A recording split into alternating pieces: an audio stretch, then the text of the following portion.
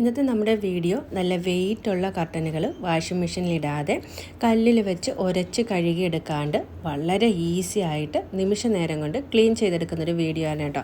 ഇതുപോലുള്ള റിംഗ് കർട്ടനുകളൊക്കെ നമുക്ക് വാഷിംഗ് മെഷീനിലൊന്നും ഇട്ട് ക്ലീൻ ചെയ്തെടുക്കാനായിട്ട് പറ്റില്ല.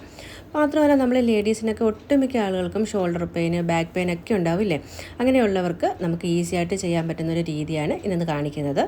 എല്ലാ ജനലിൻ്റെ കർട്ടനും ഞാൻ ഒരുമിച്ച് വാഷ് ചെയ്യാറില്ല കേട്ടോ.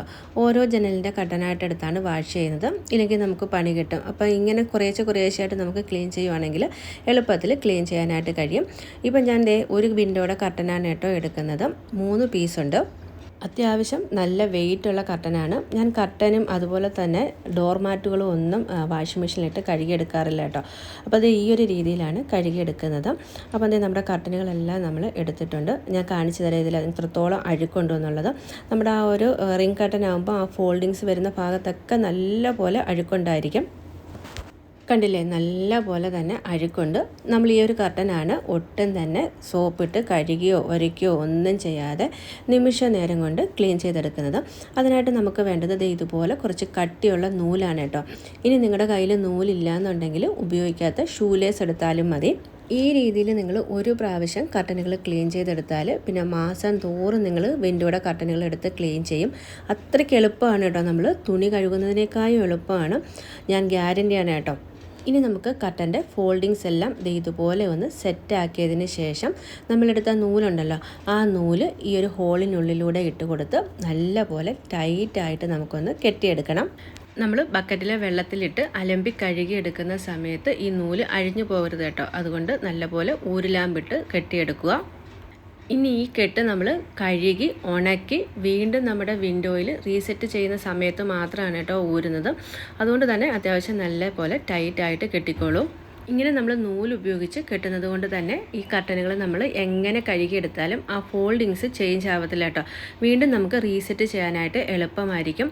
ഇനി നിങ്ങൾ വാഷിംഗ് മെഷീനിൽ ഇട്ടാണ് കർട്ടനുകൾ കഴുകുന്നതെങ്കിലും ഈ ഒരു രീതി ഫോളോ ചെയ്യുകയാണെങ്കിൽ റീസെറ്റ് ചെയ്യാനായിട്ട് എളുപ്പമായിരിക്കും കേട്ടോ. ഇങ്ങനെയുള്ള റിംഗ് കർട്ടനുകളൊന്നും വാഷിംഗ് മെഷീനിലിട്ട് കഴുകാനായിട്ട് ഞാൻ പ്രിഫർ ചെയ്യത്തില്ല കേട്ടോ. കാരണം 1-2 പ്രാവശ്യം ഇങ്ങനെയുള്ള കർട്ടനുകൾ നമ്മൾ വാഷിംഗ് മെഷീനിലിട്ട് കഴുകിയെടുക്കുകയാണെങ്കിൽ പെട്ടെന്ന് തന്നെ മെഷീൻ കേടാവും.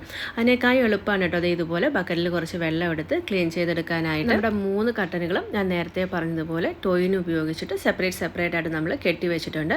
ഇനി നമുക്ക് ക്ലീൻ ചെയ്തെടുക്കാം. അതിനായിട്ട് കുറച്ച് വിസ്താരമുള്ള പാത്രം വേണം കേട്ടോ നമുക്ക് എടുക്കാനായിട്ട്. അതിലേക്ക് ഇളം ചൂടുവെള്ളമാണ് എടുത്തിരിക്കുന്നത്. ഇനി നമുക്കിതിലേക്ക് വേണ്ടത് ബേക്കിംഗ് സോഡയാണ്. 1-2 ടേബിൾ സ്പൂണോളം ബേക്കിംഗ് സോഡ നമുക്ക് ഇതിലേക്ക് ഇട്ട് കൊടുക്കാം. പിന്നെ ഞാൻ ഇതിലേക്ക് ഒഴിച്ചു കൊടുക്കുന്നത് വിനാഗിരിയാണ് കേട്ടോ. ഇനി നിങ്ങളുടെ കയ്യിൽ വിനാഗിരി ഇല്ലെങ്കിൽ കുറച്ച് നാരങ്ങ നീര് ഒഴിച്ചു കൊടുത്താലും മതി. ഒരു 1/4 കപ്പോളം വിനാഗിരി കൂടി ഇതിലേക്ക് ഒഴിച്ചു കൊടുക്കുന്നുണ്ട്.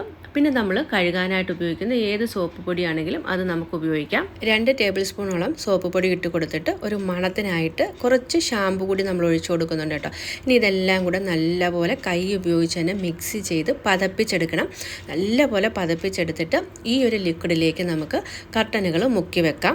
ഇളം ചൂടുവെള്ളത്തിലാണ് കേട്ടോ നമ്മൾ ഈ സോപ്പ് പൊടിയും ബേക്കിംഗ് സോഡയും വിനാഗിരിയൊക്കെ ഒഴിച്ചു കൊടുത്തിരിക്കുന്നത്.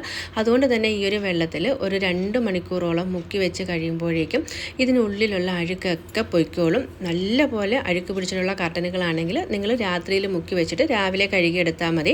ഈ ഒരു രീതിയിൽ നമ്മൾ ക്ലീൻ ചെയ്തെടുക്കുകയാണെങ്കിൽ സോപ്പോ ബ്രഷോ ഉപയോഗിച്ചിട്ട് ഉരച്ച് കഴുകണ്ട, വാഷിംഗ് മെഷീനിലിട്ട് കഴുകണ്ട. ഇത് ഈ ഒരു വെള്ളത്തിൽ മുക്കി വെച്ചിട്ട് നല്ലതുപോലെ കൈ ഉപയോഗിച്ച് ലാമ്പി കഴുകി 4-5 വെള്ളത്തിൽ നല്ലപോലെ വീണ്ടും ഒന്ന് കഴുകിയെടുത്ത് വിരിച്ചിട്ടാൽ മതി. ഇപ്പം നമുക്ക് 2 മണിക്കൂർ നേരം റെസ്റ്റ് ചെയ്യാനായിട്ട് മാറ്റി വെക്കാം. ഇപ്പം ഞാൻ 1-2 മണിക്കൂർ കഴിഞ്ഞിട്ട് നമ്മുടെ കർട്ടനുകൾ എടുത്ത് നോക്കിയാണ് കേട്ടോ. അതിലുണ്ടായിരുന്ന അഴുക്കൊക്കെ പോയി ആ ഒരു ഫോൾഡിങ്സ് ഒക്കെ വരുന്ന ഭാഗത്ത് അത്യാവശ്യം നല്ല രീതിയിൽ തന്നെ അഴുക്ക് പിടിച്ചിട്ടുണ്ടായിരുന്നു. വെള്ള കർട്ടനുകൾ ആയതുകൊണ്ട് തന്നെ ആ ഒരു അഴുക്കിൻ്റെ ലൈൻ നമുക്ക് നല്ലപോലെ വിസിബിൾ ആയിരുന്നു കേട്ടോ. പക്ഷേ ഇപ്പം നമ്മളെടുത്ത് നോക്കുമ്പോൾ ഒട്ടും തന്നെ അഴുക്കില്ല. ഈ ഒരു വെള്ളം കണ്ടില്ലേ എത്രത്തോളം ആ അഴുക്ക് പോയി എന്നുള്ളത്. നമ്മൾ കൈ കൊണ്ടൊന്നും ചെയ്തിട്ടില്ല, വെറുതെ ഈ ഒരു വെള്ളത്തിൽ മുക്കി വെക്കുക മാത്രമാണ് ചെയ്തത്. ഇനി ഈ വെള്ളം കളഞ്ഞിട്ട് നമുക്ക് ആ ഒരു സോപ്പിൻ്റെ പതയൊക്കെ പോകാനായിട്ട് 2-3 വെള്ളത്തിൽ നല്ല പോലെ കഴുകിയെടുക്കാം കേട്ടോ. അത്രയും മാത്രം ചെയ്താൽ മതി. കഴുകിയെടുക്കാനായിട്ടും എളുപ്പമാണ്. നമ്മൾ ആ ഒരു കെട്ടിട്ടേക്കുന്നത് കൊണ്ട് തന്നെ ആ ഒരു ഭാഗത്ത് പിടിച്ച് ഇതുപോലെ ഒന്ന് ലാമ്പി കഴുകിയെടുത്താൽ മതി. കണ്ടില്ലേ എത്ര എളുപ്പത്തിലാണ് നമ്മുടെ കർട്ടനുകൾ ക്ലീൻ ചെയ്തെടുത്തിരിക്കുന്നത്. ഇതേ രീതിയിൽ തന്നെയാണ് കേട്ടോ ഞാൻ ഡോർ മാറ്റുകളും ക്ലീൻ ചെയ്തെടുക്കുന്നത്. നൂല് ഉപയോഗിച്ച് കെട്ടില്ല എന്ന് മാത്രമേ ഉള്ളൂ. രാത്രിയിൽ ഇങ്ങനെ വെള്ളത്തിൽ മുക്കി വെച്ചിട്ട് രാവിലെ നല്ലപോലെ ഒന്ന് കഴുകിയെടുക്കുകയാണ് ചെയ്യുന്നത്. ഇനി നമുക്ക് ഉണങ്ങാനായിട്ട് വിരിച്ചിട്ട് കൊടുക്കാം. വിരിച്ചിട്ട് കൊടുക്കുന്ന സമയത്ത് നമ്മുടെ ആ കർട്ടനിലുള്ള നൂലൊന്നും പോയിട്ടില്ല കേട്ടോ. ഇതേ രീതിയിൽ തന്നെയാണ് നമ്മളിട്ട് ഉണക്കിയെടുക്കുന്നത്. ഒരു ദിവസം നല്ലപോലെ ഇട്ട് ഉണക്കിയെടുത്തതിന് ശേഷം നമുക്ക് റീസെറ്റ് ചെയ്യാം. ഇതേ ഉണങ്ങിയ നമ്മുടെ കർട്ടനുകൾ നോക്കിക്കേ. ആദ്യം നമ്മൾ കാണുമ്പം ഈ ഒരു മടക്കിൻ്റെ സൈഡിലൊക്കെ നല്ലപോലെ അഴുക്കുണ്ടായിരുന്നു. ഇപ്പം കണ്ടില്ലേ എത്ര നല്ല നീറ്റായിട്ടാണ് ക്ലീനായി കിട്ടിയിരിക്കുന്നത് എന്നുള്ളത്. അതുപോലെ തന്നെ റിംഗ് കർട്ടനുകളിലുള്ള ആ ഒരു ഫോൾഡിങ്സ് ഒന്നും മാറിയിട്ടില്ല. നമുക്ക് റീസെറ്റ് ചെയ്യാനും എളുപ്പമാണ്.